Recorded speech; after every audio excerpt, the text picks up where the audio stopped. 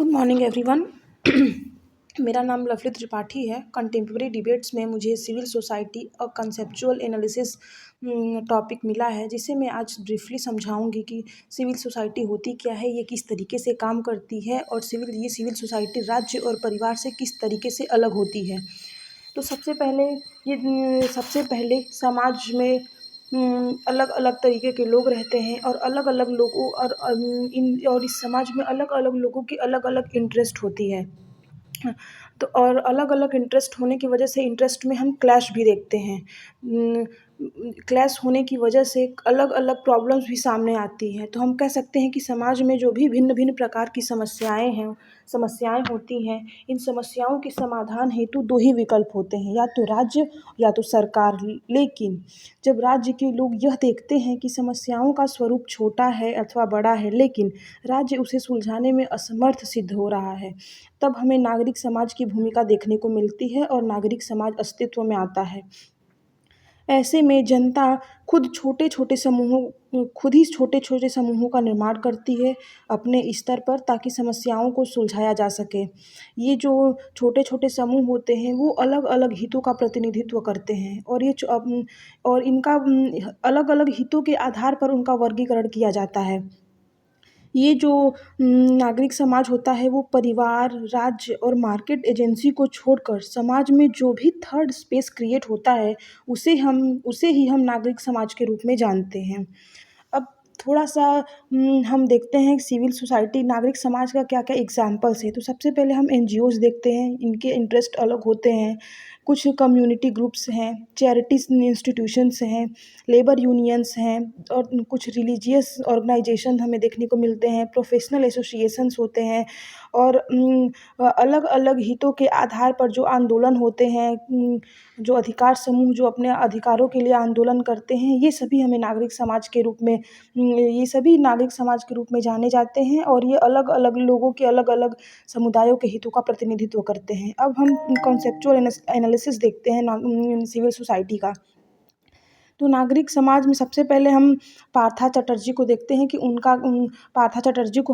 कि इनका क्या दृष्टिकोण है नागरिक समाज को लेकर। तो इनका कहना है कि नागरिक समाज सिविल सोसाइटी और राजनीतिक समाज पॉलिटिकल सोसाइटी के बीच उन्होंने बताया है कि इनके बीच एक स्पष्ट अंतर है। उनके अनुसार भारत जैसे देशों में नागरिक समाज मुख्य रूप से कुलीन वर्गों तक ही सीमित है, जबकि बहुसंख्यक जो आबादी है वो अपनी मांगों के लिए पॉलिटिकल सोसाइटी का सहारा लेती है। यानी सिविल सोसाइटी यहाँ पर वो सिविल सोसाइटी को इग्नोर करके पॉलिटिकल सोसाइटी पे अपना फोकस करते हैं।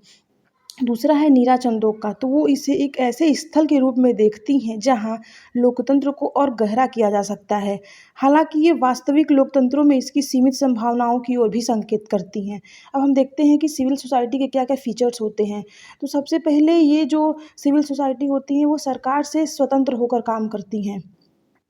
इसमें लोगों की स्वैच्छिक भागीदारी होती है, लोगों के बीच कोई दबाव नहीं होता है। लोग अपने मन से, अपनी इच्छा से इसमें पार्टिसिपेट करते हैं, ताकि उनके इंटरेस्ट को फुलफ़िल किया जा सके, या किसी स्पेसिफ़िक जो कम्युनिटी है उसके इंटरेस्ट को यहाँ पे बढ़ावा दिया जा सके। दूसरा ये है कि ये प्रॉफ़िट से गवर्न नहीं होती हैं, ये पब्लिक वेलफेयर से गवर्न होती हैं, प्रॉफ़िट मोटिव इसमें नहीं होता है, और ये हमेशा पब्लिक इंटरेस्ट में काम करती हैं। जो सिविल सोसाइटी होती है वो हमेशा पब्लिक इंटरेस्ट में काम करती है। अब हम ये देखते हैं कि इस पे कंटेम्परेरी डिबेट क्या है इन सिविल सोसाइटी को लेकर। तो सबसे पहले डिबेट है स्टेट वर्सेस सिविल सोसाइटी का। तो हम देखते हैं कि नागरिक समाज की वर्तमान समय में, प्रेज़ेंट में, और नागरिक समाज की जो ऑटोनॉमी है उस पे गहरी बहस है।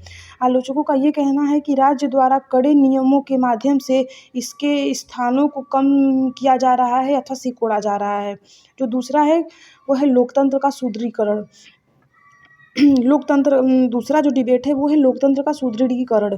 जो सिविल सोसाइटी होती है उसे लोकतंत्र की चौथी दीवार माना जाता है, जो सरकार के कार्यों की निगरानी और नीति निर्माण में जवाबदेही सुनिश्चित करती है, ताकि सरकार के कार्यों में पारदर्शिता आ सके और सरकार अपने कार्यों के लेकर हमेशा जवाबदेह हो।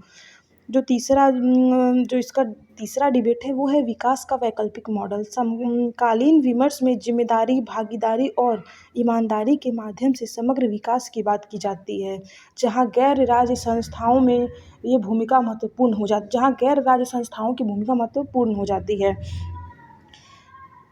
जाति, धर्म और नागरिक समाज। दीपांकर गुप्ता जैसे विद्वान ये तर्क देते हैं कि भारतीय नागरिक समाज पश्चिमी देशों की तरह केवल वर्ग आधारित नहीं है, बल्कि इसमें कई सारी जाति और धर्म जैसी पारंपरिक संस्थाओं की भी भूमिका होती है। अब देखते हैं कि सिविल सोसाइटी का इम्पोर्टेंस क्या है। तो ये सबसे पहले ये सरकार को जवाबदेह बनाती हैं। सरकार अपने कार्यों, अपनी नीतियों, योजनाओं को लेकर जवाबदेह होती है। ये लोकतंत्र इस तरीके से ये लोकतंत्र जवाबदेह और पारदर्शिता सुनिश्चित करके ये लोकतंत्र को मजबूत करती है। नागरिकों की भागीदारी को बढ़ावा देती है। नागरिक अपने राइट्स ड्यूटीज़ को लेके नागरिक अपने राइट्स ड्यूटीज़ को समझते हैं और लोकतंत्र में पार्टिसिपेट करते हैं।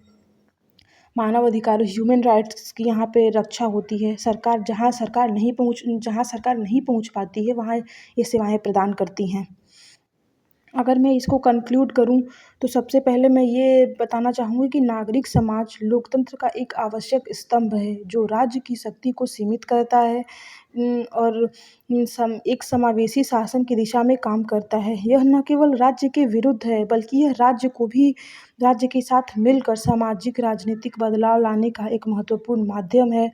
राज्य के कार्यों ये वहाँ काम करती हैं जहाँ राज्य असमर्थ सिद्ध होता है, असफल सिद्ध होता है, तो नागरिक समाज सामने आता है। इस तरीके से जो सिविल सोसाइटी है वो लोकतंत्र में एक अपनी महत्वपूर्ण स्थान रखता है और लोकतंत्र में लोगों की भूमिका को लोगों की भागीदारी को लोकतंत्र में अधिक से अधिक बढ़ावा देने में भी सफल सिद्ध होता है।